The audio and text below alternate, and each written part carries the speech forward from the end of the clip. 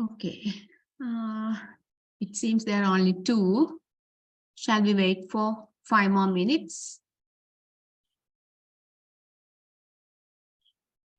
Okay, madam.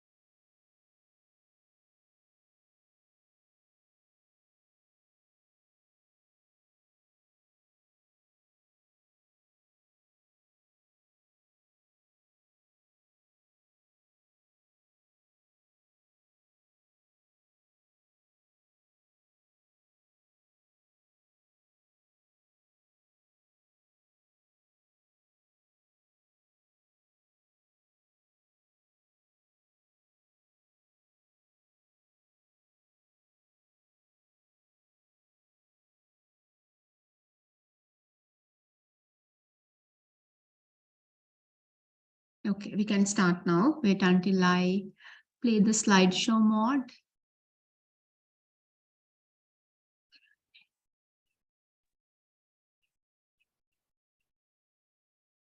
Right. So today we are discussing about testing and non-testing techniques. In guidance and counseling, we use these techniques in collecting information about the individuals.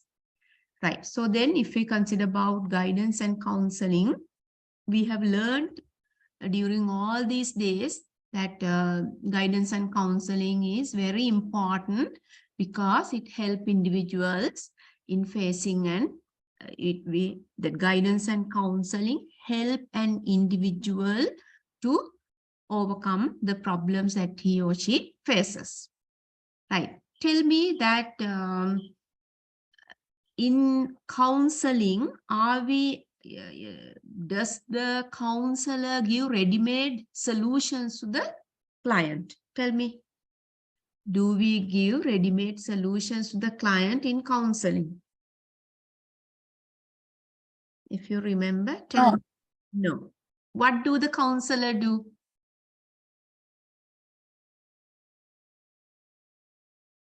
The counselor analyzes the problem of the client and comes to a he or she gives ideas.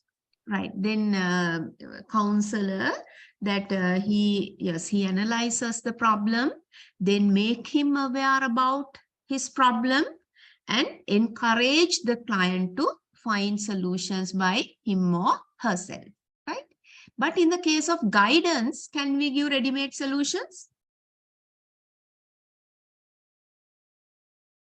In guidance, as an example, yes, as an example, you want to apply for a job. So you go to one of your relatives who knows about this job very well. Then he tells, yes, this is the way that you have to apply for this job. These are the qualifications you need. And this is how you have to appear for the interview. Then only you will be selected. So they will give you ready-made information, solutions to your problem. Right. Okay. Now you know the difference between guidance and counseling. So then the main aim of providing guidance and counseling services is to enable individuals to make adjustments in their life. This is very, very important. We give guidance and counseling for a client to help him or her to adjust his life, change his behavior. That is the main intention, right? So we need to change the behavior of the okay, right. Taranga. Okay, it's okay, Taranga. Right. There was a message. Right. Okay. So then the main intention of giving guidance and counseling is to change the behavior of the client or help the individual to make adjustment in their life.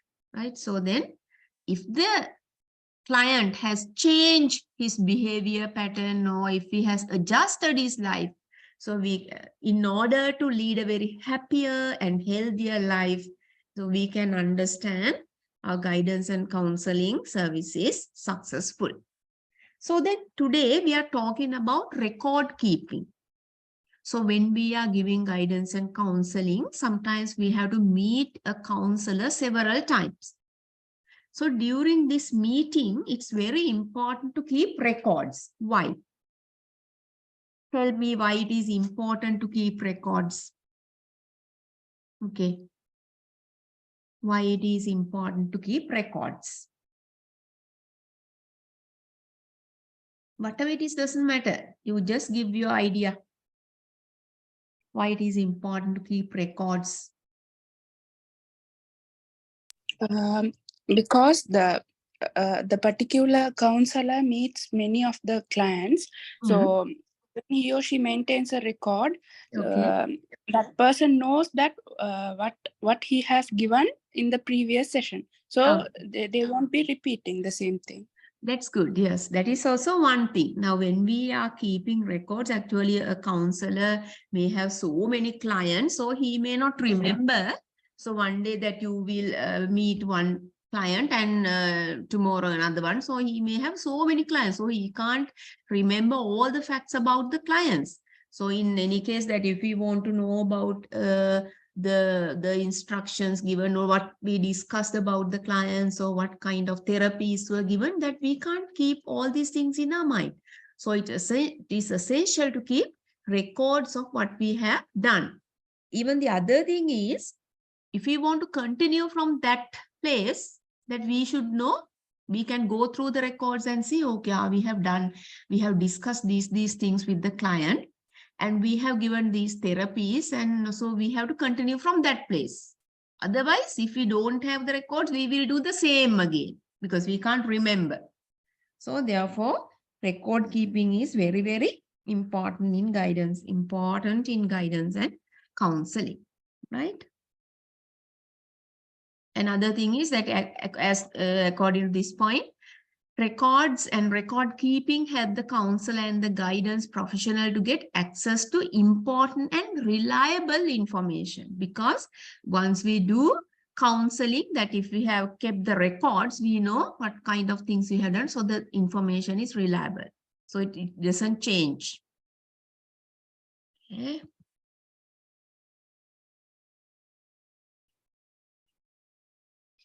Right. Benefits of maintaining records. Maintaining records of the clients is one of the main duties of the practitioners, right? So if you have so many clients, or even if you don't have so many clients, that maintaining records is very, very, it's one of the main duties of the practitioners. Records help the practitioners to document and review the counseling and guidance services provided. So then if we have records, we can refer them from time to time, what we have done, what we have discussed with the client, what kind of advice we have given, what kind of therapies, treatments we have suggested. So we can learn about what we have done, the progress of the interview by looking at the reports. Then records protect the practitioners becoming the subject of legal proceedings. In any case, if the client makes a case against the counselor,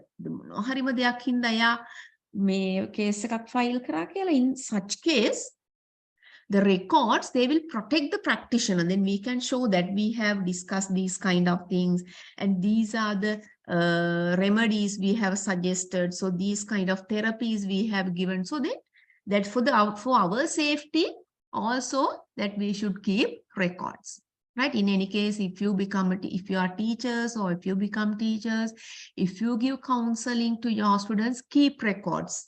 So then you keep in a safer place. So in any case, that you will be in safe hands if you have records, right?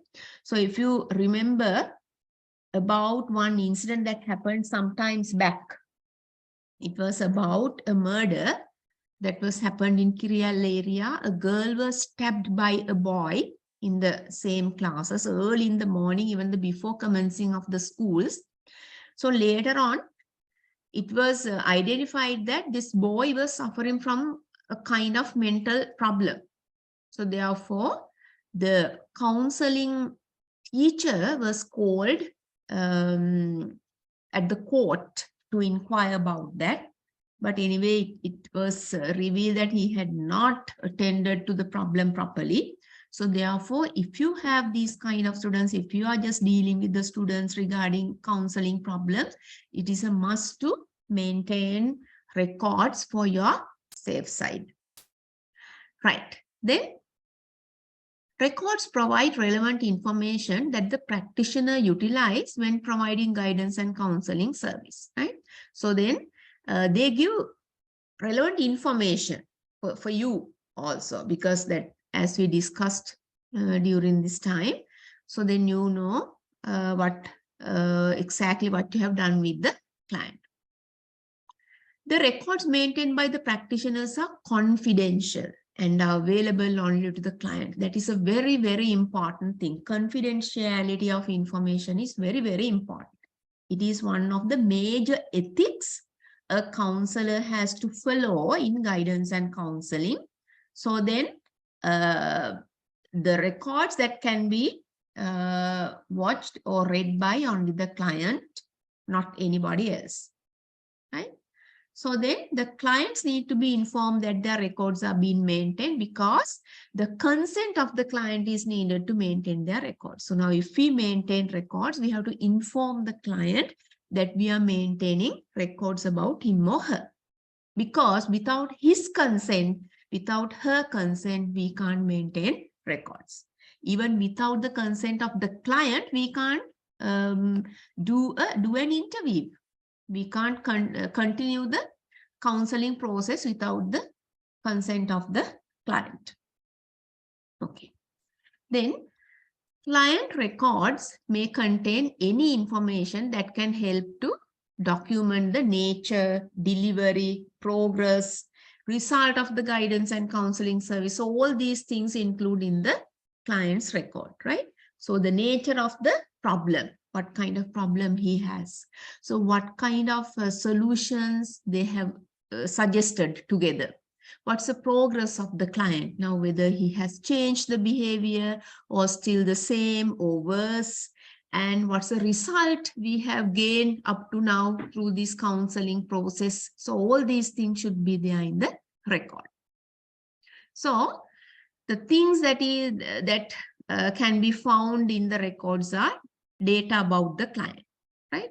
Everything about the client. Referral information. Tell me, what is referral information? We have discussed about this. What do you mean by referral information? Another referral, Kian. Tell me what is referral. We have discussed. If anybody remember what is referral information, referral means. You can remember? So referral means, in any case, if the counselor is unable to help the client further, the counselor directs the client to an expert or any other counselor who can help him. That is called referral service, right? If the client is unable to help if the counselor is unable to help the client anymore further, he has to stop giving counseling and refer the child to an expert counselor or an expert in the field, right? Maybe a psychiatrist, a doctor. Right? Then date and type of service provided, the fee that he or she has charged, details of the counseling or guidance contract. So we have to have a contract before having counseling service. We have come to a contract before starting the process. The notes, consultation notes, what kind of consultation has been given, what kind of treatments or suggested, assessment and other tests and their reports. So now all the reports taken, everything has to be there in the record. Then, so we have to maintain the records in a methodical manner, and we have to maintain the confidentiality of the information. Right. Then we have to refer to these records from time to time. නිතරම බලන්න ඕනේ මේ records අපි දැන් මොනවද කරලා තියෙන්නේ. So even especially before meeting the client for the next time. So now if you have done a meeting, you have kept the records and you have kept aside. Then before meeting him or her for the next time, you have to go through the records again. That is essential. The maintenance of the record should be done to facilitate the guidance and counseling service in an effective manner. So then if you want to continue or maintain our counseling service in an effective manner, we have to maintain records. So then reliable information should be there in the records about the client, and essential information should be there. The progress of the guidance and counseling should be there, right? And how your counseling has helped the client up to now. So everything should be there. So then we should not keep or maintain the records under, that means now we because we have discussed previously, the counselor should be unbiased. Unbiased means we can't give counseling according to our experiences. So what happened to us previously? So we can't give counseling like that. The counseling should be given under theories, and there are certain theories. So the counselor should have a very good knowledge about all these theories when we are giving counseling. So therefore, we can't be biased when we are giving counseling. We can't give counseling according to our experiences or what has happened, the experiences we have heard about others. We can't give counseling like that. Right. Then types of records maintained. So one is called cumulative records, right? What do you mean by cumulative records? What kind of things should be included in this cumulative record? Okay, just suggest, imagine. Now imagine being a teacher, you are maintaining a cumulative record about a student. What do you mean by cumulative record? Just go through the first 3-4 lines and tell me, what do you understand? That's the most important thing. You should be able to understand what it is.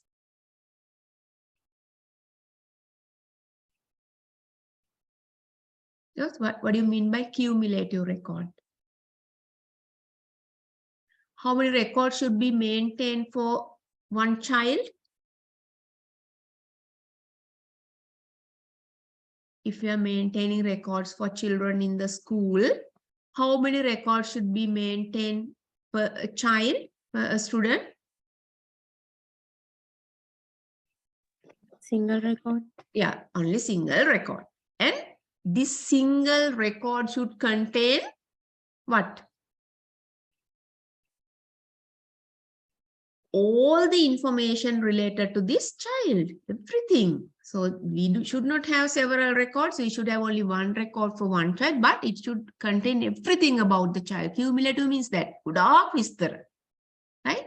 So then all the information, even the reports, even the behavioral changes, about the progress of the child related to the education and all, everything should be there in this cumulative record. So that is maintained for the welfare of the child. Then report card, so that we have in our schools report card. So that is mainly about the scores that the child has taken for the exams, assignments, projects, tests, right?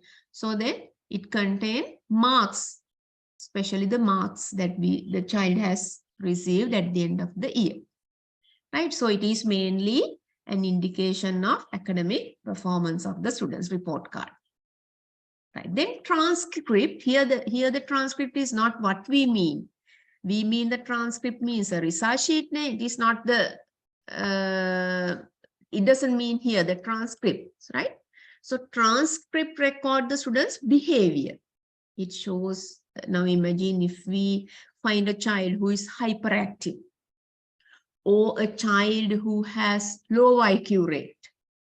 So some other behavior, right? So then we keep a record of the child, the child's behavior, the child's performance, the development during this period. All these things are included in the transcript, right? So then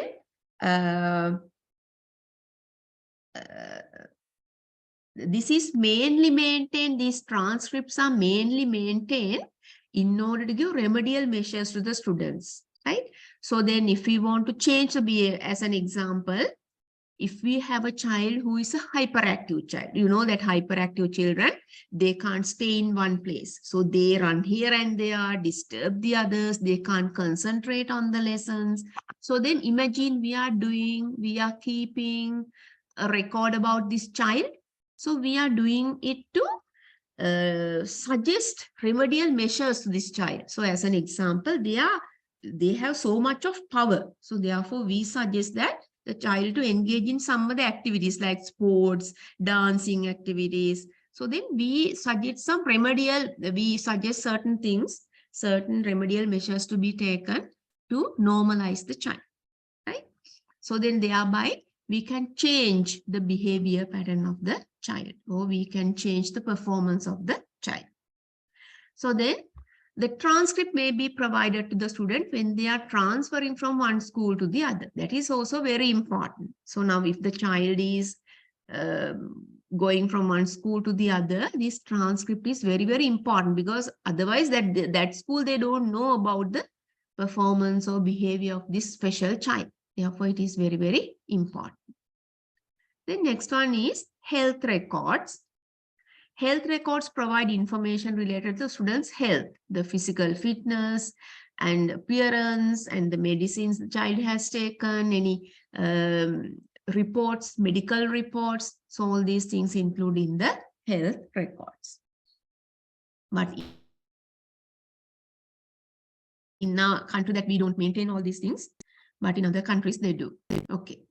Then attendance record. So attendance record give information about the student's attendance. That means how many days the child was present, how many days he has got absent, whether the child has come to school on time, whether he was punctual, all these things is there, attendance record. Then next one, use of school record, right? So the school record maintained by the school counselor can be used for the following purpose. So these are the purposes that we maintain school records, right? So they give information about the student's performance, about the progress of the child. But in our case, that as we have heard, we are maintaining all the report card of the child. So report card is the performance of the child at the end of the term. But here, these are very, very important. See, now in any case, if the teacher is maintaining all these things, that we should be able to tell everything about the child, right? So these are very, very important. So if you find a special child, so maintain all these things, right?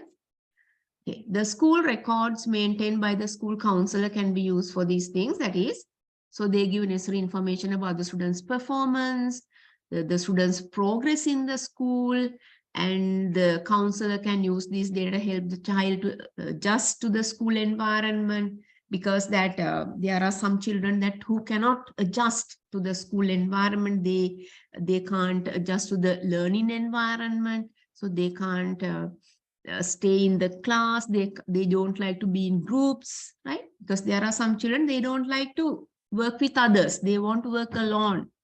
So then in such cases, it's very, very important to maintain records to adjust the child to the school environment. The child is not adjusted to the school environment, he can't perform. That means the teacher cannot put him to the correct track to the learning process, right? Then the information from the record can be used to help the student understand their intellectual abilities, right? So what do you mean by intellectual abilities? The way the child can understand, reason out, his memory power, questioning techniques, problem solving. So all this comprise the intellectual abilities, right? So then these records help the child, help to understand the child's intellectual abilities, his or her skills, right? And social development. So I told you before that there are some students, they don't like to work with others. They want to work alone, right? So they don't like to share. They don't like to speak with others. So like that. So all these things can be understood through these records, okay? Right, then the information from the records can be used by the teachers and parents so that they can understand the students and their needs, right? So if you have these records, you can understand the child as well as the child's needs. Then thereby, teacher can help for the overall development of the students. So if you find a child who doesn't like being with others, who doesn't like to work in groups, so you have to find some techniques to socialize him. Maybe the others don't like him, or maybe that he has been bullied by others. So maybe there may be some kind of problem. So then you can look into the matters of the reasons, and you can help to overcome the problems and make him a socialized person. Then the records maintained by the school counselors can help the students to take decisions about the future. The information helps the student to take the right decisions, right? Okay. So then now there are some schools where they have special education unit. So as you think, what kind of children are there in these special education units? What kind of children are there in this special education unit? Autism kids. Yes, there are autism children. Who else? Learning disabilities like dyslexia, dysgraphia kind. Yes, the children with learning disabilities. Then? Genius children. Yeah, genius children that normally they are in classes. They are not in the special education units. There are some students with low IQ rates.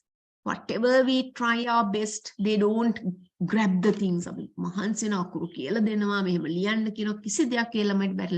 there are children with low IQ rates. Then Down syndrome, children with Down syndrome, because there are severe cases. There are some Down syndrome children who can work with normal children in the normal class. That is called inclusive education. But there are some severe cases who cannot grab the things that is taught in the normal classes, right? So then we can decide. So from the records maintained, we can decide whether to keep the child in special education unit or whether to put the child in the normal class. That is called inclusive education. So the child is also put in the normal class and he is given some special activities. Do activities engage with. Right. So we can take the decision regarding that if we have records.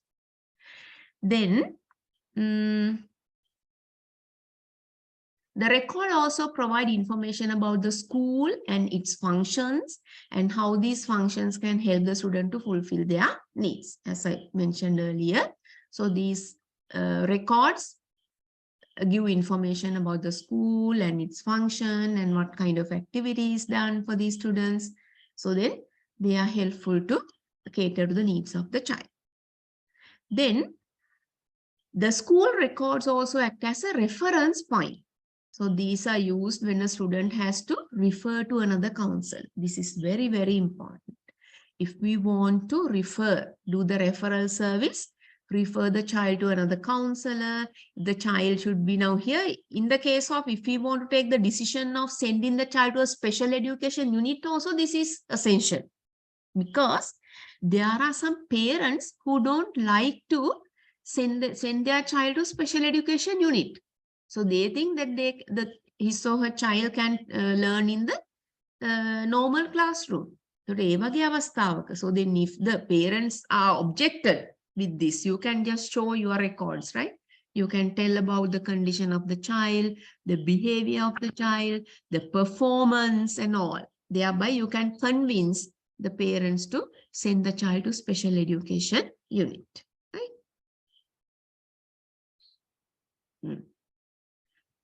So essential elements of good records. So what are the things that we have to keep in mind when we are maintaining records? Okay, you go through this note and tell me what you understand. What are the things we have to consider when maintaining good records?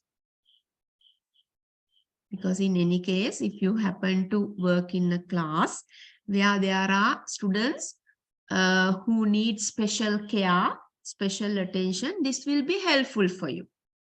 Because for your safe hands, for your safety, it's better to maintain a file about this child, maintain records. Otherwise, parents may scold at you if something goes wrong. If you have records, you are in the safe hands, right? So therefore, if you have special cases in your classroom, keep records with you, right? That is very, very important. Okay, tell me, what are the essential elements of good records? Go through the note and tell me.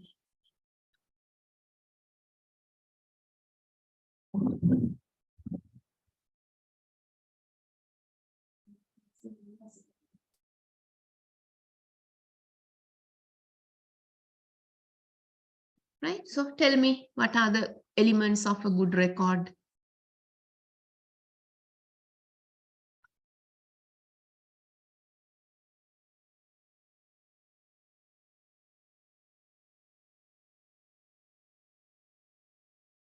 Okay. The first thing is easy to keep. Your record should easy, because now as a teacher, you can't do, you are a counselor, it's okay that you can keep records. But if you are a teacher and at the same time you are maintaining records, it's very difficult. So therefore, the record should be easy to maintain, take less time. So with all the busy schedule, you have to maintain a record. So therefore, it should be easy to maintain, easy to keep, right? So maintenance should be easy. And what else?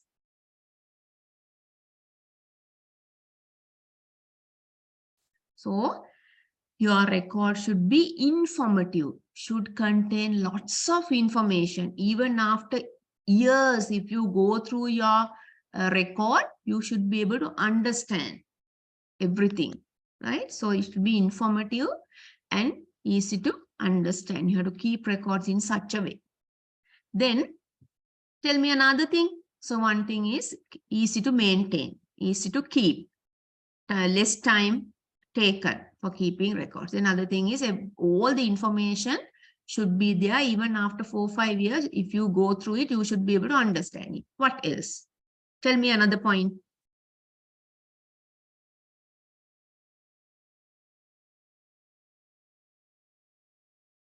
Yes.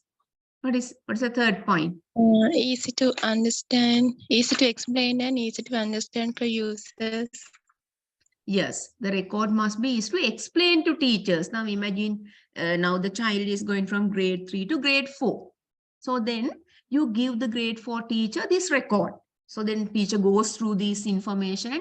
The teacher should be able to understand everything, and this teacher also should be able to explain everything about this child, right? So then so that teacher should be able to read all the information and understand. Okay. Then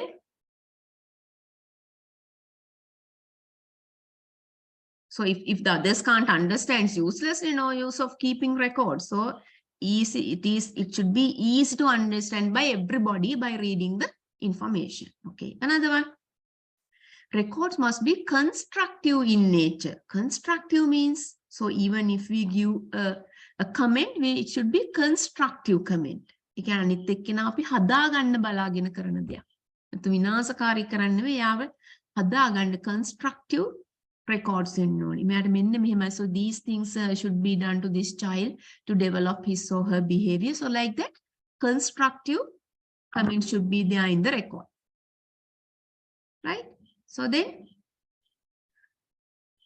there should be enough information about the strengths of the child, the abilities, the performances, the things he can do, then weaknesses of the child, what should be improved in this child, her social behavior, the nature of the interaction with others, with the teacher, with other friends, then how he uses his abilities. Now imagine if he is good in sports, or he is good in working with others, or what, then whether he is using the abilities and skills with others, then his cognitive abilities, යාට මතක තියාගන්න පුළුවන්ද, reason out කරන්න පුළුවන්ද, problem solving කරන්න පුළුවන්ද. So what kind of cognitive abilities are there in this child? So then so thereby the other teacher should be able to judge about this child. මෙයා මෙන්න මේ වගේ ළමයි. ඒ නිසා මට මෙයාත් එක්ක මෙහෙම තමයි වැඩ කරන්න ඕනේ. So like that, the teacher will be able to judge about the child and easy to work with the child. So therefore, teacher should maintain records in order to cater to all these needs of the, as mentioned, all these needs should be there when maintaining records. Okay, we'll go through again. Tell me one thing that we have discussed. Essential elements of record. One thing. It can easy to maintain. Easy to maintain. It should easy to explain. to other teachers. Yes, is to explain to others. And those should be very informative. Yes, informative. There should be every information in the record. It has to be constructive. Yes, it has to be constructive. It's very, very important. It has to be constructive because this teacher should write. So if these things are done to this child will develop because that this child has all these strengths. He has these weaknesses. He has to develop these, overcome these weaknesses and develop these things. So that constructive comment should be there in the record. What else? What else should be included in the record of the child? His strengths, his weaknesses, his social behavior, how he uses his abilities and skills, right? So how he uses his cognitive aspect. So all these things should be there in the record for the other teacher to understand the child. Okay.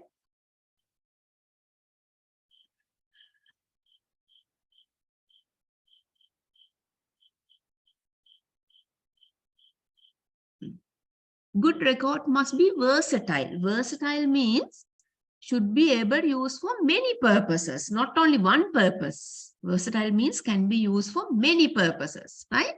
So then one must be able to use these records in an easy manner whenever required. Also, a versatile record is the one that can serve more than one objective.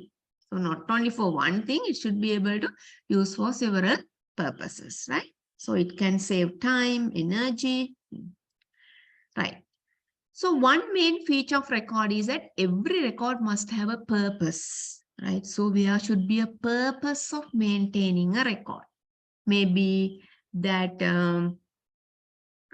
the child is having some problems, behavioral problems. So we are maintaining a record to change the behavior of the child. අපි මෙයාව ක්‍රමක්‍රමයෙන් මෙයාගේ මේ behavioral problem එක overcome කරන්න උදව් කරනවා. So we hope to change the that negative behavior of the child. That is one purpose. So like that, there should be a purpose of maintaining records, right? Then, so record must always be cross-index. What do you mean by cross-index? A quick reference. So if you are given if you maintain a record, the other person should be able to go through it very quickly, right? So then it should be in a very brief manner so he can understand what the record is. That is called a cross-index, right? So then what kind of conclusions were given, what kind of treatments are suggested, what kind of constructive suggestions were given. So all these things should be there in the record. Right.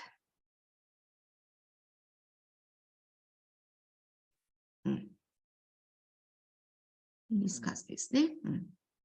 Right. Then American Association Code of Ethics related to record keeping and maintenance. We discussed this previously, but maybe we'll discuss again.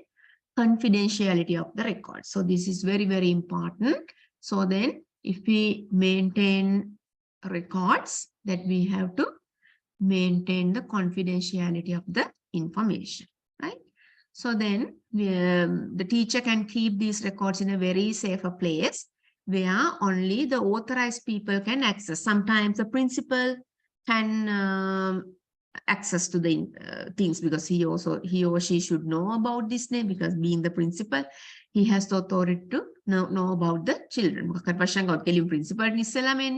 So then unauthorized access records must not be allowed. That means now we should not allow other people to even if your best friend asks, so you should not do that, right? So you are responsible if you do so.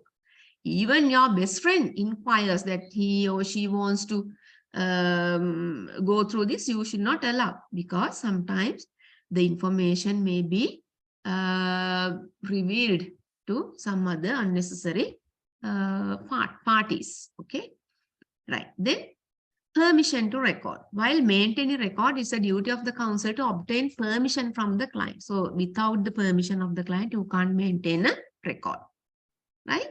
So then sometimes you can record using a recorder, or you can write down the thing. So you can use any media to record the information, but you should make the client aware that you are recording it. So I'm recording what you say. So you have to make him aware. That is the ethic. You have to get the permission in order to do that. Then next one. Okay. Right. So other things are the first ethic is confidentiality of the record. The other thing is when you are recording, you have to get permission from the client. Then next one, client access, right? So then when you maintain a record, the client should be able to use it. That means if the client want to read that, you should allow him to do that, right? So then he should have the complete access. But sometimes if you feel that if the client comes to know about certain things, it may harm the client, you can give partial access without letting everything go through. You can just give certain things to go through by the client. Then if the counselor is working with a group of clients, you should not allow the group to go through all the reports. You can just give certain people to go through their parts only, not the whole thing, right? So if you are giving counseling to the whole group of clients, so then you give individuals access only to their parts, not the whole thing, not the entire report, right? Disclosure or transfer. So when the records have to be transferred to a third party, that means now imagine the child who was in your class wants to go to another school, get a transfer to another school, or the child wants to go to another counselor, right? So then the counselors need to obtain the permission from the client, right? So then beforehand you have to tell, now I am going to hand over this report to the next counselor, or I am going to hand over this report to your next teacher. So you have to tell the counselor about what you're going to do, right? So because since the record carries sensitive information, the counselor must ensure that the record transfer takes place in a sensitive, secure manner, right? So then sometimes when you hand over the report to the next teacher, if the teacher is very careless, the report may be displaced or it may go to unauthorized people. Therefore, you have to handle it very carefully. You have to make the client know that you have transferred, that you have given it to the next teacher. And so you have to handle it very in a very responsible manner. Then, okay, testing techniques, right? So there are several tests we do in order to identify the intelligence of the child. We do psychological tests, aptitude tests, right? So then there are so many tests. So then we use certain tests to help the individual to overcome certain problems, right? So sometimes we misunderstand the hyperactive children with some gifted children. There are some gifted children, they are not actually hyperactive, because what we now gifted children, their characteristics are, if what the teacher teaches is not enough, not sufficient for the child, he becomes mischievous, right? Disturb the others and run here and there, because he's not interested in what the teacher teaches. He wants to do something else, do experiments, go out and all. But if the teacher doesn't cater to his needs, that he becomes mischievous. In such cases, we must not misunderstand these children as hyperactive. They are not hyperactive actually, right? So hyperactive children, they can't concentrate, they can't stay in one place, they run here and there, disturb the lessons. But the genius, so these gifted children are not like that. So therefore, testing techniques we use to help the individual to overcome problems, right?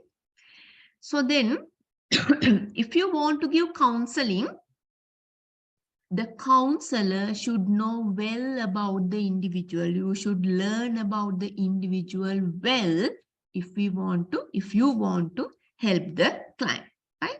So there are several techniques that can be used by the practitioner to know the client better, right? So out of these, testing techniques are very common techniques, right?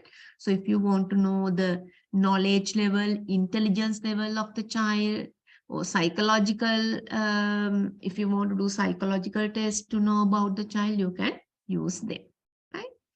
So then using these techniques increases the confidence of the clients, and it also helps the clients in improving their behavior and adjusting to their problems and leading a healthier life. So these tests help them to become confident, right? So then you can make him aware that you have only this problem. You don't have any problem with the IQ level, that your level is this, you are a normal child, you have only this kind of behavior problem, so you can overcome this. So like that, you can help him to be confident by using these tests, right?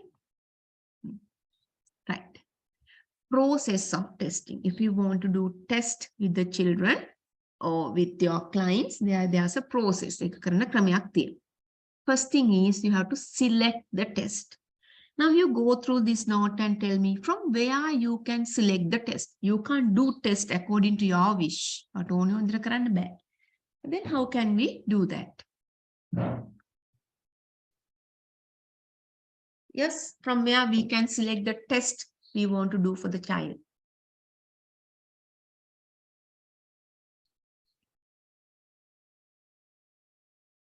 Yes, from where you can find the test. From where you can find a suitable test for the child. You can use from a test manuals. There are test manuals from their standardized test.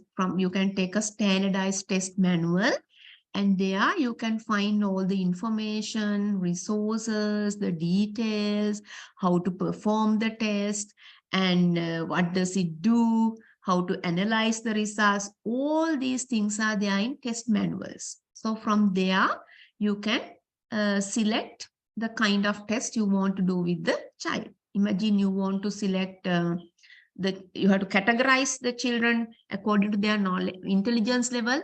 So you can select a test, the aptitude test to do with the children. Right. Then after selecting the test, you have to administer the test. First test right? This administration can be done using the standard norms that require the practitioner to follow. Because there are certain ways of doing that. Right? So according to the manual, you follow the correct steps, right? Then even you can do in an unstandardized format, or I told the test but anyway, the best way is to do a standardized test, right? So you can do the experiments with the client according to the steps given in the manual, right? Then so you can do it as a group test or individual test, right? So it also depending on the purpose. So why do you want to do the test, right? So then maybe that you want to identify the intelligence level of the child, maybe psychological level, or whatever it is that there should be a purpose of doing the test, right? Okay, then scoring of test. Now, first thing, when we are doing a test, for the client, first thing we have to do is selecting the test. From where we can select the test? Yes, tell. From where we can select the test? From the test manuals. Yes, from the test manual. So what is included in the test manual? What information is there in the test manual? How to perform the test? What does the test do? So what kind of results we can obtain by doing this test? How can we analyze the results? So all these things are there in this test manual. Then after selecting the test, what we do? We administer the test. We do the test. right? So we can do it as a standardized test or non-standardized test according to our wish. But anyway, it's better to do standardized test, right? Right. Then scoring of test. Scoring means getting marks. So in most general cases, machine-based test scoring. Machine-based means that if we can use the what do you say, rather than just manually putting marks, that it's better if we can do the calculator or the computer, whatever it is, right? Then machine-based test scoring is very, very, they are correct rather than using that manual things, okay? Machine-based scoring is considered better than manual scoring since it is not biased. Imagine now we give a test and according to our knowledge, we put a mark. So rather than that, we can have rubric. Rubric means that according to that test, there are certain rubrics that we can award marks. Then it doesn't become bias. Then the scoring of the test must be carried out on the basis of instructions provided in the manual of the test. According to the instructions given, according to the rubrics given, we can award marks rather than we ourselves giving a mark for the child. Then interpreting the test. So interpreting of the test based on the instructions provided in the manual. Again, we have to stick to the manual, and based on the type of the test carried out, the interpretation of the test may be brief and superficial. So now sometimes we do certain superficial tests and we award marks, but sometimes that we have to base the test on theories. Theory based unbiased, right? Okay, right. Then communicating the test results. So after finding the results, we have to tell it to the client about the test results, right? So then we can use verbal, or we can use the machine එකෙන් ගත්ත results වලින් එක දෙන්න පුළුවන් මේ client, right? So then you have to make sure the client has understood the result, right? Okay. Now tell me, what are the steps of administering a test? Tell me the first thing we have to do. There are certain steps when we are conducting a test. If you remember, what's the first thing?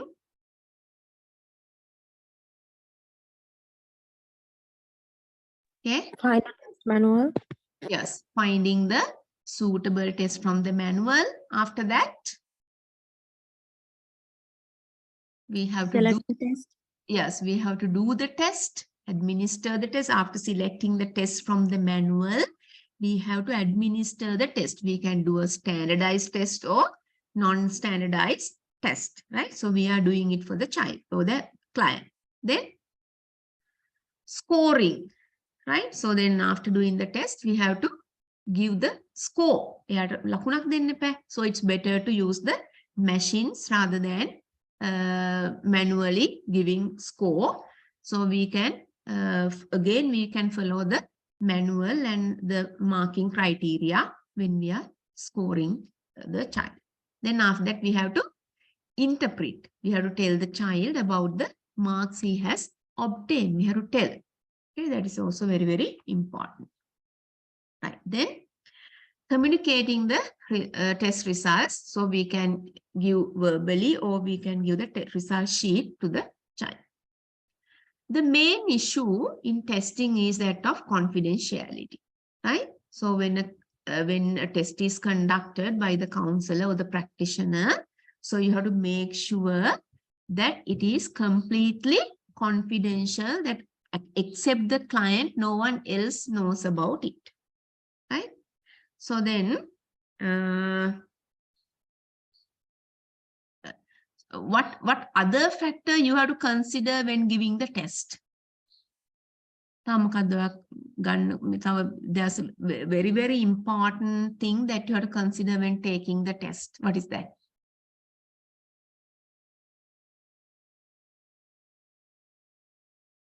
Imagine now you want to reveal the information, reveal the test results somebody else, that What step you have to follow?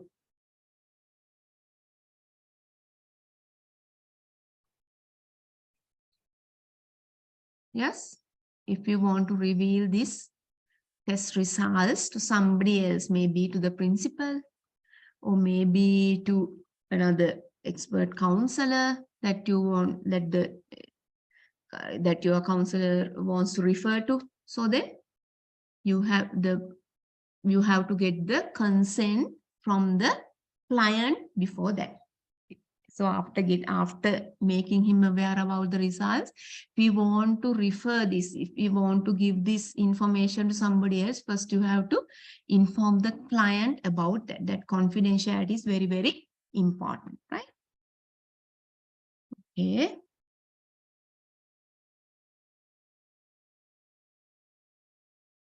Okay. Then what are the other things that we have to consider before taking a test, before doing a test? What are the other things we have to consider? First thing is, you should, yes. Now imagine you want to, there are some different types of students in your class. You want to know their intelligence level. So accordingly, you want to select the genius students, then gifted children, then average children, then children with low IQ rate. So then you want to know the idiots in your class. So for all these things, you want to conduct an intelligence test, right? So then if you want to do that, what would you do first? What's the first thing you want to do? You want to prepare for the test. Make it less because you want to find relevant questions, right? Then you have to prepare, you have to type them and you have to find a place. So then you have to arrange a classroom in a way that they don't copy. You have to make sure they are not copying. So all these things, for this, you have to get prepared for the test. And you should have a better understanding about the test also. You should know the purpose of giving this, why you are giving this test, and you know more details about the test, right? Then, then you know that as we discussed earlier, how this test is conducted, how the results are obtained, how they are analyzed, how they are interpreted, right? Then reliability of the test, right? Then, so if you have conducted this kind of test before, it's easy because then you know that the practicality of this test, whether it is practical, whether this is applicable, right? So it's better if you have an understanding, if you have done this test, this kind of test before, right? So it's always better if the counselor has already conducted the test beforehand or has supervised the administration of the test. මේ test එකක් කරලා දැකලා තියෙනවා නම් හරි කරලා තියෙනවා නම් හරි කියලා වාසියක් තියෙනවා, right? Right. So then you can get an idea of how to conduct this kind of test. Okay, right. Then we go to the next type of test, psychological test and their type, right? So then there are psychological tests done by psychologists. So why do we do psychological tests? Psychological tests කරන්නේ අපි? Yes. Why do we do psychological tests? To know about the abilities of the children, of the clients, attitudes, motivations, their needs. So these kind of things, if we want to the intelligence test, we can do to identify their intelligence level. Psychological tests are done to know about their abilities, attitudes, motivations, needs of the individual.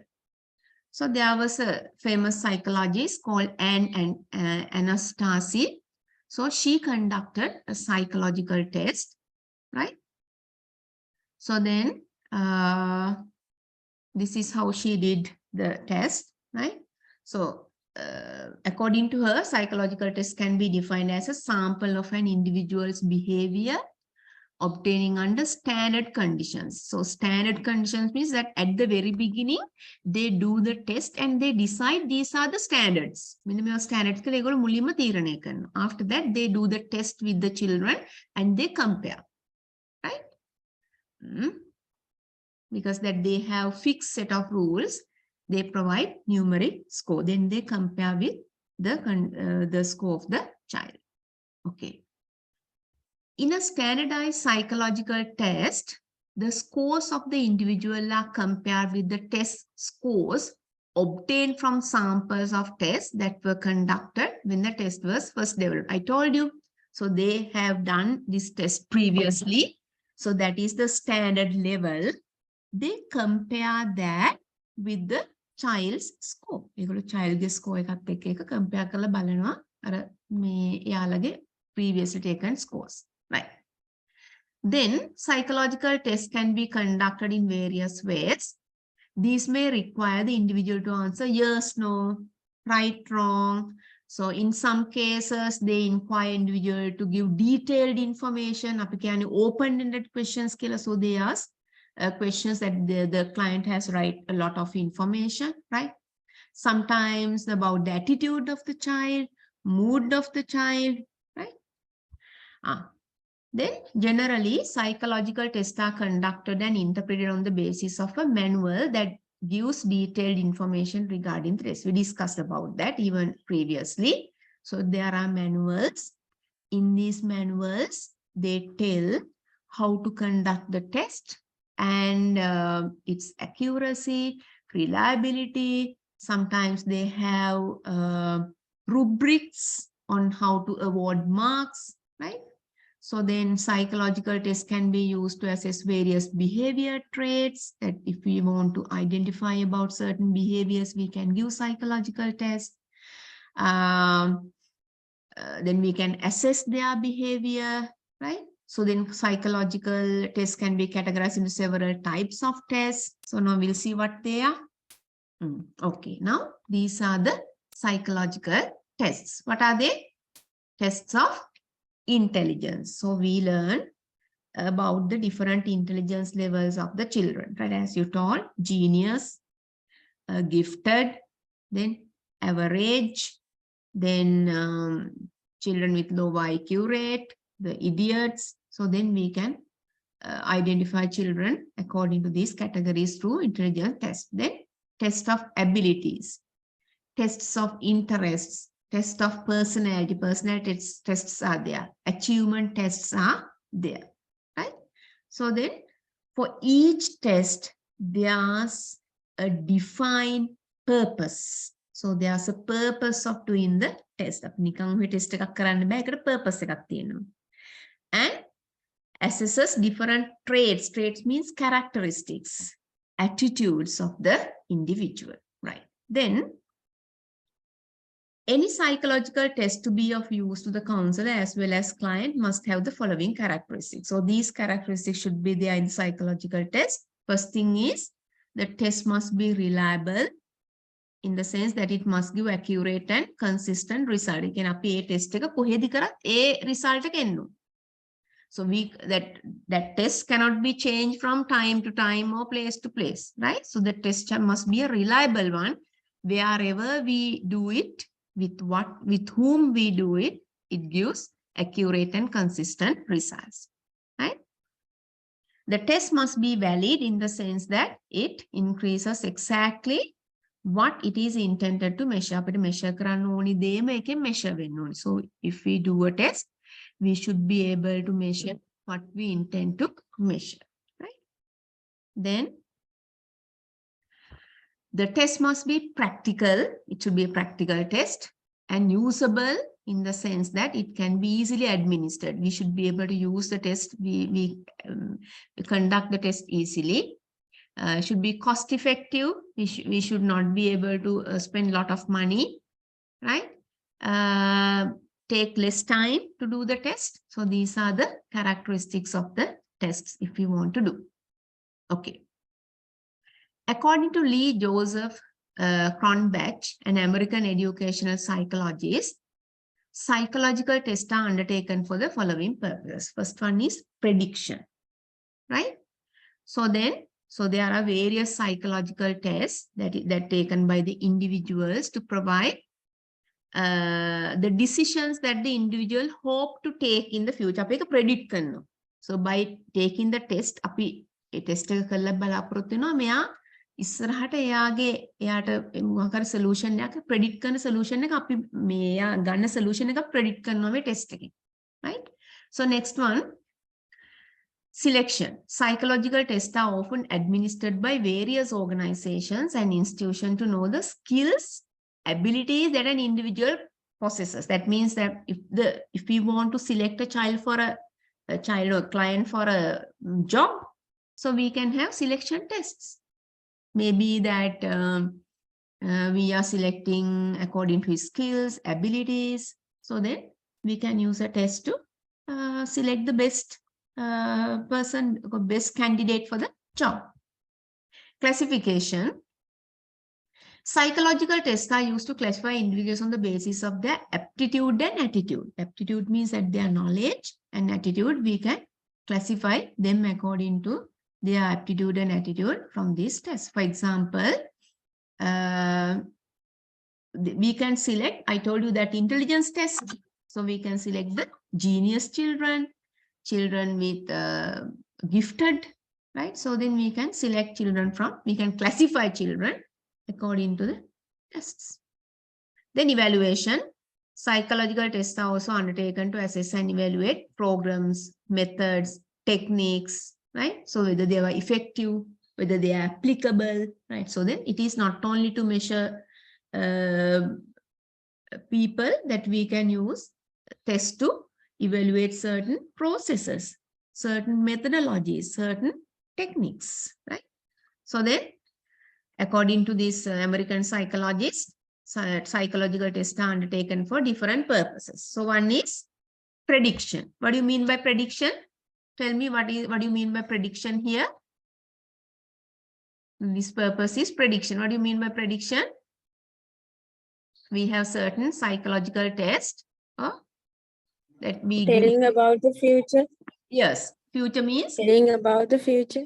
Yes, telling about the future, as well as here the various psychological tests that the individual undertakes provide a basis for predicting the decisions that the individual will take. What will be his decision? යාගේ decision එක මොකක්ද කියන එක predict කරන්න පුළුවන් අපිට මේ test එකේ, right? So if he has a problem, if we want to overcome it, what kind of decision will he be taken? We can predict from the test. Okay. Then selection tests are done for what? We give selection tests. For what we are giving selection tests? To enter in some institute. Yes, when we want to find the best candidate for a job, so we can give a selection test. What is classification? If you want to classify clients according to their knowledge level, right? Attitudes, we can give classification tests. For what we use evaluation? We give psychological tests to evaluate certain programs, methods, techniques to know whether they are effective or whether they are applicable or not. So there are different purposes of giving psychological tests. Right. Then, before talking about this, okay, doesn't matter. So then, intelligence is one of the most commonly used psychological term that has been used to distinguish people. So we told that there are genius people, there are gifted children, average children, then those with low IQ rate. So then idiots. So there are different people who have different intelligence, right? So we can identify, even you can identify your children in the class according to their intelligence level, right? So then, what do you mean by intelligence? Look at the intelligence here. Just go through the second paragraph and tell me what is intelligence.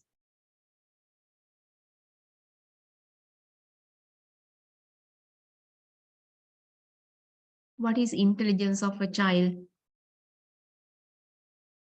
How well an individual understand a complex process. So now if you give a mathematics a formula, how many of them can understand it? How many of them can solve that problem using that mathematical formula? Right?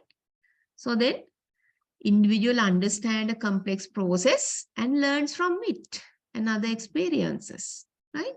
So then a person who is able to understand the complex process well and use them well is considered to be an intelligent person.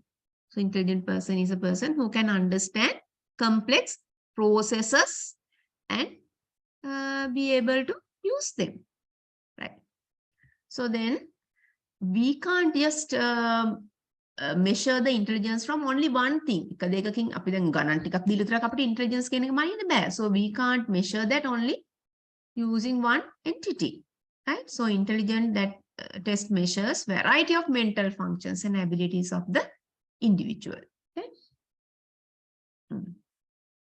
Right. So then Howard Gardner, the American psychologist, he explained about multiple intelligences, right? Okay. Now we will watch a video and we'll talk about it.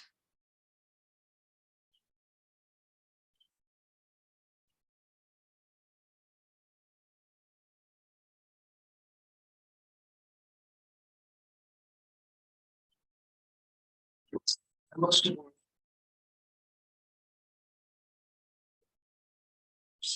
are actually multiple. It's called logical math. Okay, give me 2 minutes. I want to share the sound.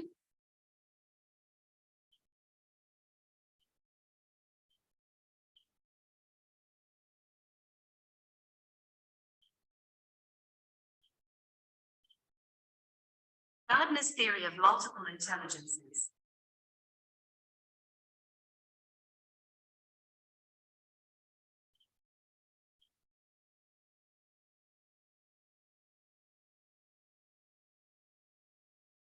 Presenting a variety of activities and approaches to learning helps reach all students and encourages them to be able to think. Okay, can you see and hear? Yes, ma'am. Yes, ma'am. Can hear now. Okay, right. So, when you think of intelligence, you normally think of the one intelligence that most people refer to, and that is intellectual intelligence. And Howard Gardner says there are actually multiple types of intelligence, and I'm going to go through them with this video. Now, the first is called logical mathematical intelligence, and this is basically what you think of when you think of intellectual intelligence. This would be stuff like logic, or if you're good at taking tests, you'll probably have pretty high logical mathematical intelligence. This also has to do a lot with critical thinking and making and reading graphs, as well as organization. If you like to organize your stuff and keep it very organized and are good at organizing it, then you probably have very high logical mathematical intelligence. Now the second one is called verbal linguistic. And if you have high verbal linguistic intelligence, you are probably good at saying that word. You are good at poems, you are good at rhyming words, finding words that rhyme, you are good at reading and writing, and you're good at learning intelligence. And Howard Gardner. So we will discuss one by one. So can you see and hear?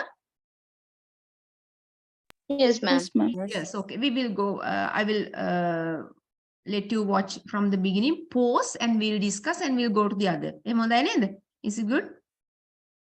We can have a discussion. Okay, right. Says there are actually multiple types of intelligence, and I'm going to go through them with this video. Now the first is called logical mathematical intelligence, and this is basically what you think of when you think of intellectual intelligence. This would be stuff like logic, or if you're good at taking tests, you'll probably have pretty high logical mathematical intelligence. This also has to do a lot with critical thinking and making and reading graphs, as well as organization. If you like to organize your stuff and keep it very organized and are good at organizing it, then you probably have very high logical mathematical intelligence. Okay, tell me what is about, what did you learn about logical and mathematical intelligence? What is the idea you got from that? Yes, it's about tests, logical thinking, using maths to solve problems, then organizing skills, right? They all contains in logical, mathematical skills, right? Okay, we'll go to the second one.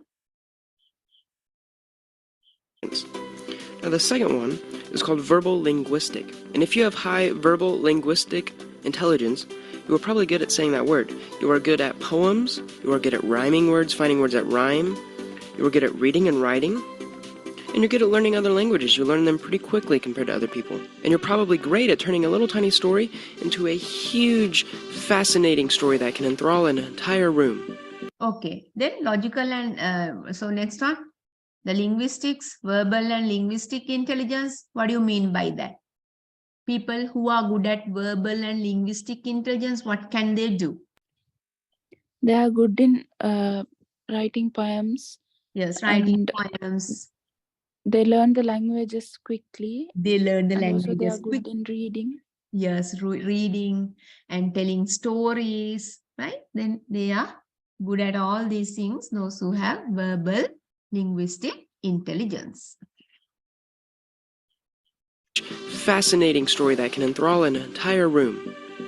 The third is interpersonal. And interpersonal intelligence would be like understanding other people's emotions, understanding what the social etiquette and norms are of this situation. You have to be able to be good at reception to other people's moods and what motivates them. If you are a business administrator and you're good at motivating someone, you probably have pretty high interpersonal intelligence.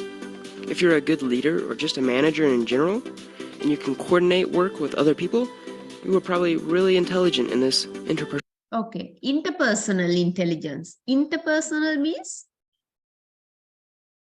there are two different things, interpersonal and intrapersonal. So interpersonal means that you should be able to understand other people, right? So when you are working in the society, there are attitudes, there are moods. So then what do they think about certain things? The social norms means that what is their attitude about certain things, right? So that is called interpersonal intelligence. The relationship with other people. How do you understand other people in the society? Personal field. The fourth is body kinesthetic, which means you are good at handling and maneuvering your own body.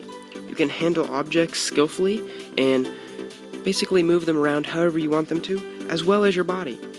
People that are very intelligent in the body kinesthetic field are dancers, actors, soldiers, and even many sports athletes.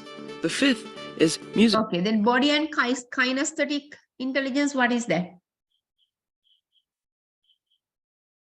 What is it? Body and kinesthetic intelligence? Ability to handle the body and the parts. Yes. Okay. So then who are these people? Like dancers. Mostly dancers, actors, Soldiers, sportsmen. sportsmen. Yes, they are able to manipulate or use their body in these purposes. Okay. Many sports athletes. The fifth is musical intelligence, and this is associated with rhythmic and harmonic music. Being able to interpret sounds, rhythms and tones and pitches, and being able to understand them on a level that most people can't understand. If you're good at this, you can probably compose or at least play an instrument. The next is visual spatial. Okay, then musical intelligence. What do you mean by musical intelligence? Ability to create a musical patterns. Yes. So then they are good composers. Then they can play musical instruments. They can understand the music very well. They can sing or they can compose. So they are good at doing these things, musical intelligence. Play an instrument. The next is visual spatial. And this is like basically how well can you visualize something in your mind's eye? How well can you think of something in your mind? And another example of this would be, how well can you get through a maze? Can you see it in your mind's eye where you're at in the maze or a cornfield? And Gardner went so far as to say that this could even be used as to judging distances, or how well can you read a map? And the next type. Okay, then visual and spatial intelligence. What do you mean by visual spatial intelligence?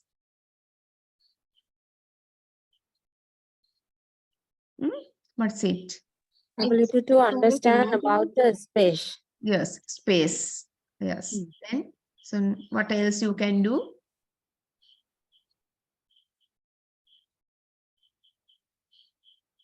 According to him, what else you can do? Okay, we'll listen to it again. Use mental images. Yes, yes, yes. How can you visualize something in your mind's eye? So you can visualize certain things. You can imagine, you can visualize things. How well can you think of something in your mind? And another example of this would be, how well can you get through a maze? Yeah, so then you can use these. Now imagine that if you are given this kind of puzzle-like thing, how can you do it, right? Okay. Can you see it in your mind's eye where you're at in the maze or a cornfield? And Gardner went so far as to say that this could even be used as to judging distances, or how well you can judge the distance. So then even if when you are driving, you need to know the distance with the other vehicles and whether you can take your car along this place, right? So then that is very, very important, visual and spatial intelligence. well can you read a map? And the next type of intelligence is called intrapersonal intelligence. And this is different from interpersonal intelligence. Intrapersonal intelligence is more about how you understand yourself. Are you self-aware? Do you know what feelings you are feeling, what emotions go through your mind when you are in certain situations? How well can you control your thoughts and actions and feelings in general? Do you know your strengths and weaknesses? And the last, which came out a couple years after Howard Gardner came out with his... Okay, then if you consider about intrapersonal, what do you mean by intrapersonal? Earlier we talked about interpersonal, about other people. Here intrapersonal means about yourself. So Ability to understand ourselves. yes, ability to understand oneself, about our strengths, about our weaknesses, our moods, right? So then all these things, it is called, yes, let's watch it again. Go through your mind when you are in certain situations. Are you self-aware? Do you know intelligence? Read a map.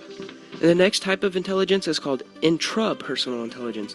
And this is different from interpersonal intelligence. Intrapersonal intelligence is more about how you understand yourself. Are you self-aware? Do you know what feelings you are feeling, what emotions go through your mind when you are in certain situations? How well can you control your thoughts and actions and feelings in general? Do you know your strengths? Then how do you feel about yourself? How can you control your emotions in certain situations, right? How your knowledge about your strengths, weaknesses. And weaknesses. And the last, which came out a couple years after Howard Gardner came out with his multiple intelligences theory, is called natural intelligence. Naturalistic intelligence. And this has to do with being able to recognize stuff in the real world. Basically, flowers and trees and anything that's living. Hunters and fishermen are pretty intelligent in the naturalistic field. So are chefs and botanists that can grow plants. And basically anyone that is learned in any biological science is pretty intelligent in the naturalistic field. Anyways, my next video is going to be on how you can improve these, how you can become a better person. Okay, what do you mean by naturalistic intelligence? Okay. Understand about the nature. Ability to understand the nature and the environment. Yes, ability to understand the nature and the environment. So a naturalistic person, he loves nature. He protects flora and fauna and he loves it, right? He works with it. Maybe that you are a very naturalistic person who wants to be with the natural beauty, you want to go on hikes and be in gardens, gardening and all. So then these people are naturalistic people. So these are the 8 intelligences by Howard Gardner. the psychologist. Okay.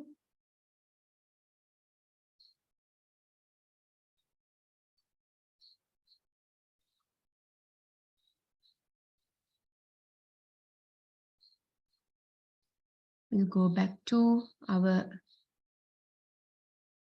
right. So then, can you see the screen? Yes, madam. Right, okay. Intelligence tests are thus based on 9 different and independent intelligence. So then, according to Howard Gardner, there are 9 intelligence. So these multiple intelligence have been proposed by Howard Gardner, an American development psychologist. So in his theory, multiple intelligence, he has given this idea. According to Gardner, these 9 different and independent intelligence interact and work together to enable the individual to find a solution to his problem. So then he says that if a person wants to find a solution to his or her problem, he should have these 9 intelligence. We discussed about 8, but there are 9. So he told about these 9 intelligences. Thus, the theory of multiple intelligence states that intelligence is not a single entity. So intelligence is not only one thing, because we hear that in that video, we learned about 8 things, right? So it is not only one thing. Not only that we learn, we can do mathematics, it's not that we are intelligent, right? So then, and a person's intelligence cannot be measured on the basis of excellence at a specific task. So if a person is very good at mathematics, he is not intelligent, right? There are some other things to be fulfilled. Right. So these are the 9 types of intelligence we described by Gardner. We just watched that video. Linguistic intelligence. What do you mean by linguistic intelligence? You learned in that video. What is that? Linguistic intelligence you learned there in that video. What is it? So Ability to use the language well. Yes, ability to use the language, even you can tell the stories, right? So you can communicate with others very well. You can express your thoughts. You can understand others if you know the language well, right? Then logical mathematical intelligence. We learned about that logical mathematical intelligence, that we can use this logical mathematical intelligence to think about something logically, critically, right? And we can solve mathematical problems, organize things. We can do tests if we know, if we have logical mathematical intelligence. Then spatial intelligence. So then you know about the space. You have better understanding about the space. Spatial intelligence refers to the ability of a person to form, transform, use mental images. We can imagine about certain things. So it enables person to understand the relationships of the objects in space, even when you drive. So when you are passing a vehicle, you should have the spatial intelligence to see whether I can move my vehicle from this space. Right, then musical intelligence. So musical intelligence is the capability of the individual to create, produce, manipulate musical patterns, play musical instruments, right? Then bodily kinesthetic intelligence. So bodily intelligence refers to the individual's ability to make use of his body structure and muscles to coordinate and facilitate the movement of the body. So who are the people good at bodily kinesthetic intelligence? We learned about them in that video. Who are they?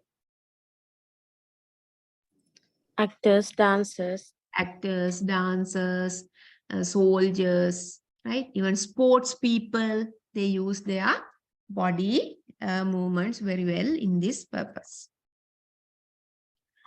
Interpersonal intelligence. What do you mean by interpersonal intelligence? Huh? Ability to understand the people well. Yes, ability to understand other people very well, their moods, their emotions, their behavior, attitudes, right? So then what is the importance of interpersonal intelligence? So then they learn how other people behave. right? So then if you feel that your friend is not in good mood, you know that he or she has a problem, or maybe that something wrong has happened. So like that, you will be able to understand other people if you have interpersonal intelligence. Then intrapersonal intelligence. What do you mean by intrapersonal intelligence? Ability to understand ourselves. Ourselves, ability to understand ourselves. What kind of things we can understand? How we can control our feelings, our emotions, yeah, and our knowledge about our intelligence. very good. So then our emotions, our feelings, how can we control them? We can identify our strengths, the things we can do, the weaknesses we have to overcome, right? So then, so that the person can relate with other people if you know all these weaknesses and strengths of ourselves, right? Then naturalistic intelligence. What do you mean by naturalistic intelligence? Ability to understand the nature and the environment. Yes. Usually that person loves flora and fauna for Mhm. gardening. Okay, so they love nature, they love to be in the nature. So they love animals, trees, they look after them. Maybe they like to be gardeners, they have nice gardens, they maintain garden, or they like to visit natural beauty. So that is called naturalistic intelligence. So they understand the importance of environment for a healthy life. The last one we did not discuss it is existential intelligence, right? This intelligence refers to the ability of a person to understand the basic of human existence. So then they learn about, so now why do people exist? So what are the basic requirements of a person if you want to exist? So we need oxygen, we need good food and environment, air. So like that, people learn about for the necessary things for the existence of the mankind. Right? Hope you have a better understanding about multiple intelligence of Howard Gardner.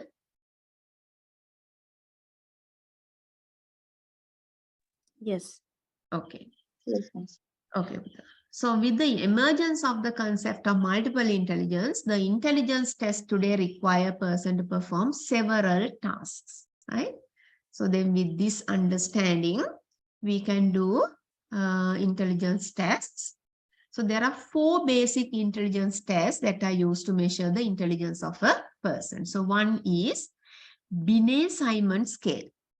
The Binet-Simon intelligence test was first devised in 1905. So first they found this test in 1905, then they revised in 1908 and 1911. So then it was developed by the psychologists Alfred Binet and Theodore Simon. So they believed that intelligence was learned thing. Intelligence can ඉගෙන ගන්න පුළුවන් දෙයක් කියලා. Like behavior. So behavioral psychologists also thought that behavior is a learned thing. ඉගෙනගෙන තමයි අපි behavior එකක් කරන්නේ කියලා. So like that, they also thought that intelligence is something that we learned, right? The test was basically formulated to test the intelligence of children according to their age. So then they gave this test to identify the intelligence level with their age. මේ age එකට මෙයාගේ intelligence level එක කොහොමද කියලා බලන්න. The test was conducted on children in the age group of 3 to 12 years to measure their intelligence. Okay. So now these things are included in this test. බලමු මොනවද තියෙන්නේ කියලා. Apprehension provoked by the tactile stimulus. Tactile means අල්ලල වල්ල කරන්න පුළුවන් දේවල්. යමක් they can do. So when we give a stimulus, අපි දැනෙන stimulus එකක් දුන්නාම කොහොමද ඒගොල්ලෝ හැසිරෙන්නේ? And visual perception. So if they look at certain, if they are given something to look at and they are given a test. Recognition of food, they identify certain food. A quest of food complicated by a slight mechanical difficulty. They inquire about certain food. So when they are given simple commands and they are asked to imitate certain gestures, right?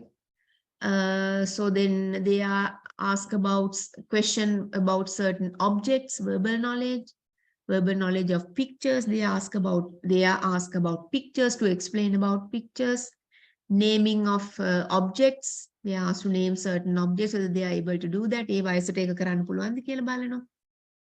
Immediate comparison of two lines of unequal length. අපි එක සමාන නැති lines එකක් දීලා ඒකට compare කරනවා. මේක දිගයි මේකට වැඩිය මේක කොටයි. Right? Repetition of three figures තුනක් අඳුර ගන්න දෙනවා. Comparison of two weights. බරවල් දෙකක් දීලා දෙක compare කරන්න දෙනවා. Suggestibility, the ability of suggesting. Verbal definition of non-objects, let them identify non-objects. Repetition of sentences of 15 words. 15 word sentences repeat කරන්න දෙනවා. Comparison of non-objects from memory. මතකයෙන් සමහර objects කියන්න දෙනවා. Exercise of memory on pictures, right? So they have to remember the things, pictures and tell. Drawing a design from memory. Design එකක් අඳින්න දෙනවා මතකයෙන්. Immediate repetition of figures. Resemblance of several non-objects given from memory. Comparison of lengths. දිගවල් දීලා compare කරන්න දෙනවා. 5 weights to be placed in order. කියන්නේ weight එක අනුව එක arrange කරන්න දෙනවා. මේ වැඩිම අඩුම බරයක ඊළඟට බරයක ඊළඟ බරයක. Gaps in weight. Exercise upon rhymes. Verbal gaps to be filled. Synthesis of 3 words in one sentence. Reply to an abstract question. So when they ask certain questions, let them reply. Reversal of the hand of a clock. Opposite gihama clock ke hand එක වෙලාව කියන්න දෙනවා. Paper cuttings දීලා arrange කරන්න දෙනවා. So they are given a paper cutting and ask them to arrange a picture වගේ. So then these kind of tests are given for children. So did you learn about what is that? That there's a test, the series of tests that is done by the famous psychologist called Carl Rogers. Carl Rogers. Did you learn about in psychology that certain tests that are done to the children?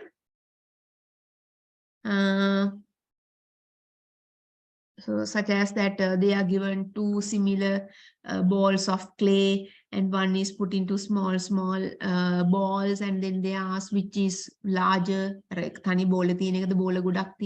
there are certain tests, right? So in psychology for children. So now in colleges of education, they are given the opportunity to do the tests when they go for school profile, right? To compare the knowledge level of grade 1, 2, 3, 4, 5. So then they learn whether that knowledge has been increased in these children, right?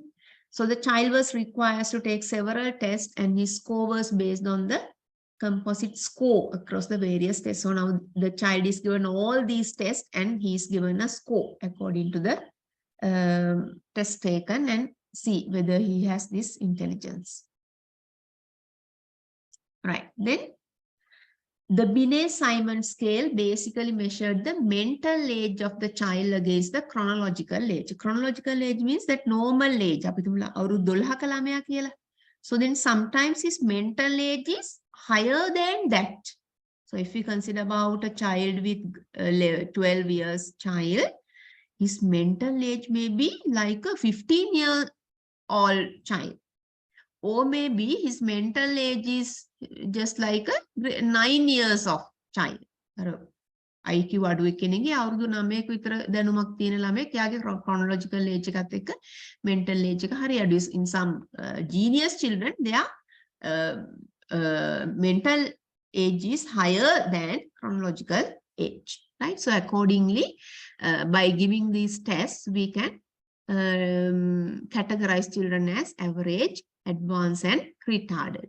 So average children means an average score means that the mental age and the chronological age match. So if a child is 12 years old, his mental age and chronological age, his natural age, they are similar. Advanced means, an advanced score means that his mental age is higher than chronological age. Api genius, gifted.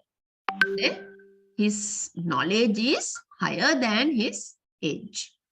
Retarded children, the test score of retarded means that the mental age was lower than the chronological age. Now, if his age is 12, that he has the knowledge of 6-year-old child or maybe 4-year-old child. He has, we call these retarded children. Right. So can you identify, can you understand this? How we categorized average, advanced, and retarded? Yes, madam. Yes, okay. Stanford Binet scale. The Stanford Binet scale was developed in 1916 by an American psychologist, Lewis Terman. Lewis Terman revised the Binet-Simon scale and expanded it to formulate the Stanford Binet scale. Right, then this scale gave the test scores in terms of intelligence quotient. Intelligence quotient, the intelligence quotient was emotional quotient, EQ, IQ test scale can intelligence quotient. So then his this scale test and gives a score to measure his intelligence quotient, IQ. Intelligence quotient is calculated by dividing the mental age by the chronological age and then multiply by 100. So the test එක දීලා අපි හොයනවා mental age එක. හිතමු test එක mental age එකට අනුව මෙච්චර score එකක් ගන්න ඕනි කියලා.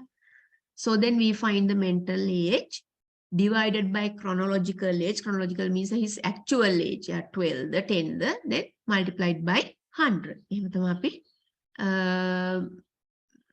එයාගේ intelligence quotient එක IQ මනින්න. This test allowed children of different age groups to be compared on the basis of their IQ scores. Okay, we'll see what is there in this test. Okay.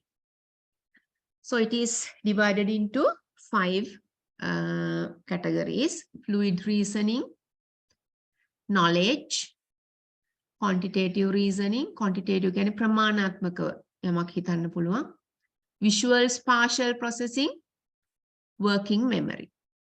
හරි? එතකොට අපි මොන හරි දුන්නාම ඉක්මනටම reason out කරනවා. That means identify the reason for that quickly. Knowledge means he has a very good vocabulary. Quantitative reasoning, non-verbal quantitative reasoning. ඉලක්කම් වලින් ගණන් හදලා ටට්ටක් ගාලා හදන්න පුළුවන්. Visual spatial processing, form board and form patterns. Patterns එකක හදන්න පුළුවන්. Delayed responses, non-verbal, working memory. So if he has lower IQ, that his responses are delayed. He can't remember the things. Then verbal absurdities means that absurd කියලා කියන්නේ විකාර කියවනවා. Procedural knowledge. So he has some knowledge about certain procedures. Verbal quantitative reasoning, position and direction. He can show the positions and he can give the directions. Block span කියලා කියන්නේ මතකේ තියාගැනීමේ තියෙන පුළුවන් හැකියාව. So if he doesn't have working memory, he can't keep it in the memory.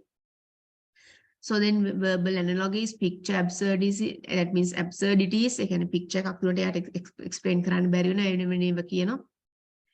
Memory for sentences. So he is given certain length of sentences and ask him to memorize and give. So object series, matrices, and last word. So these are the tests that they are given, and accordingly they are given a score and their intelligence is tested, right? The Stanford Binet scale has emerged as a standard test for measuring intelligence. So this is a standard test. However, the approach does have some problems. There are certain problems in this approach. One problem is that our IQ for different age group is different. So the intelligence quotient for different age group is different. And so people from different age group cannot be compared. It would be wrong to compare people of different age groups. So same test cannot be given for people from different ages. So we have to do different tests. So that is the only, that is one wrong thing of this test. The test. The IQ system and the scoring system did not work well for adults. So for the adults, this did not work well.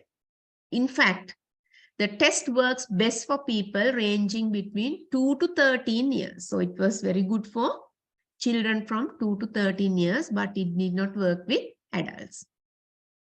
To overcome these shortcomings, the test was revised again in these years.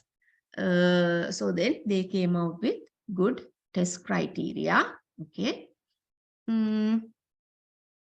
That is the end of this today's lesson. So if you have anything you want to get clarified, you can ask questions.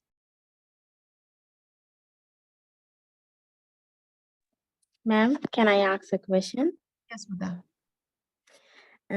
Is there a special educational institution for genius in Sri Lanka?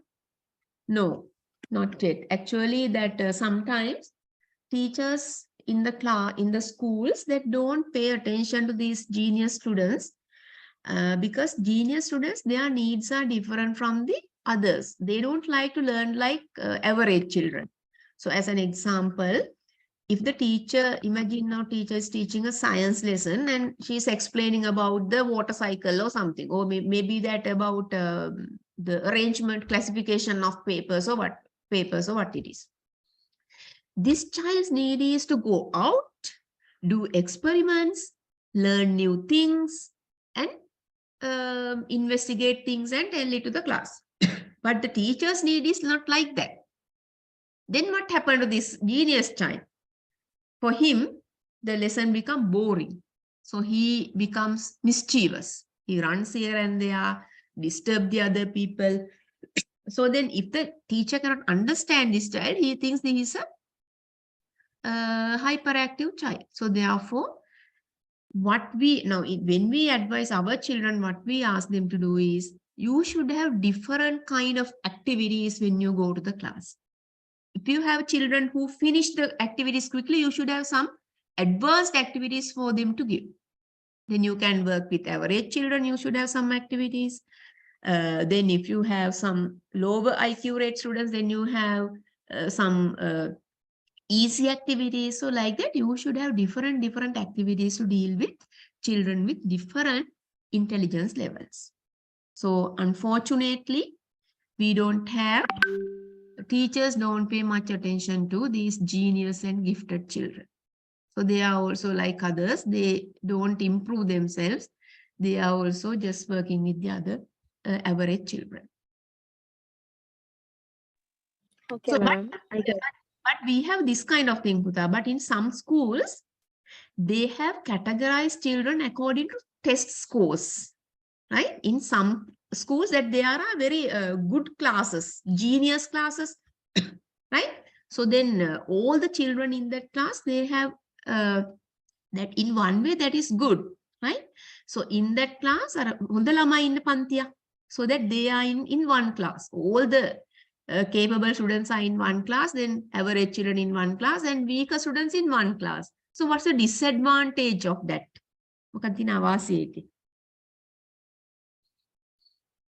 Now, in most of the schools, they have that.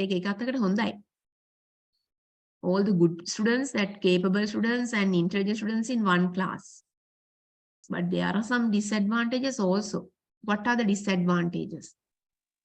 A lot of students can't share their experiences. So in one way,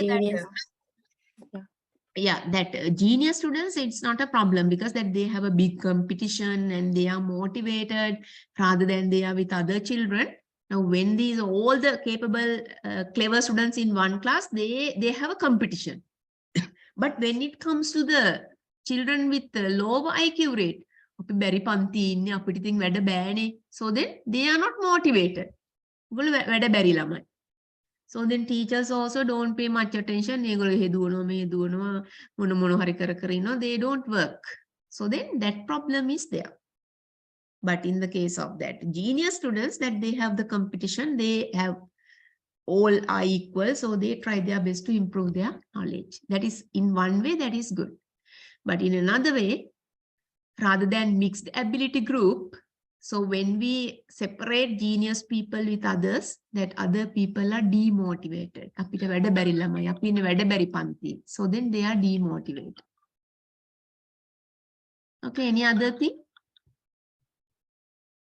Ma'am, that's why I thought that the genius is included into the special needed group. Yes, so that you think that it's a good thing. That means that we need to include them in special education unit, you mean? Or Yes. as I explained, that they should be given a separate class.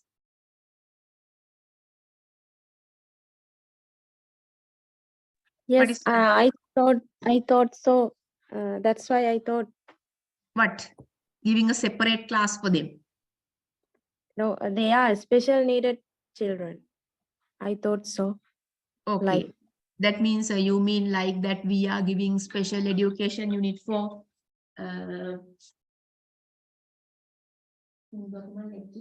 yes, madam. So that means you mean that now we have some children, those who are suffering from autism, what else, Down syndrome, they are in a special education unit, like that these children also should be there? No, not in there, but separately.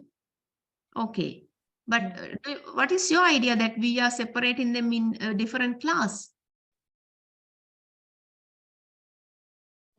I have heard about that in a lot of countries.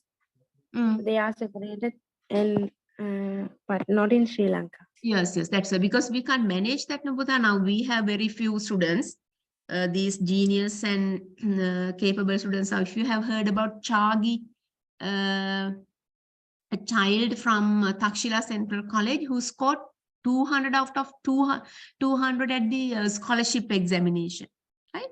So that he is a genius child.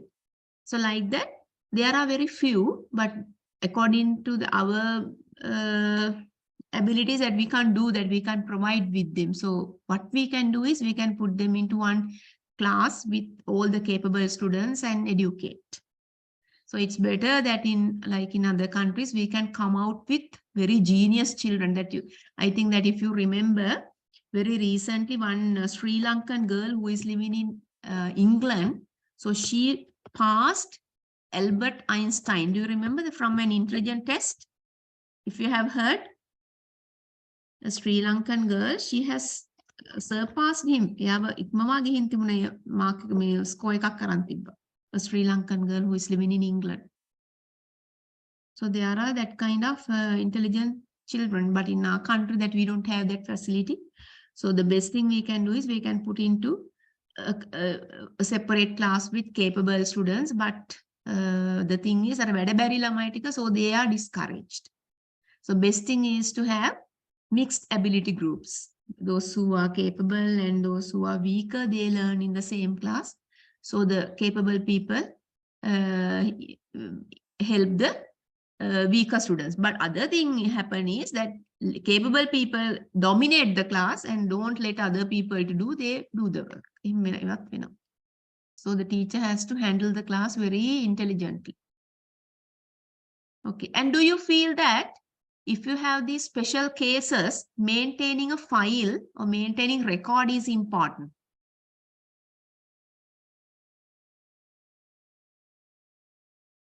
Huh?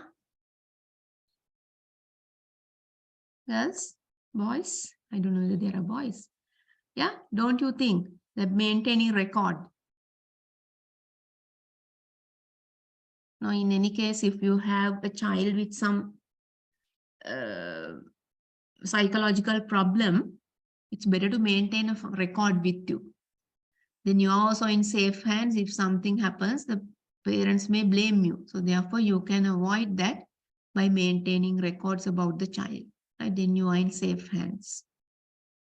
Okay, any other thing you want to discuss?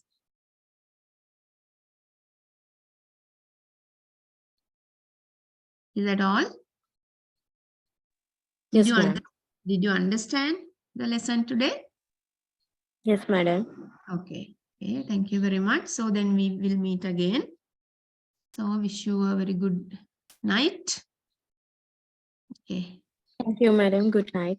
Good night. I think I have already sent this to Mr. Richard. You can collect from him, right? The presentation. Okay. Thank you for joining.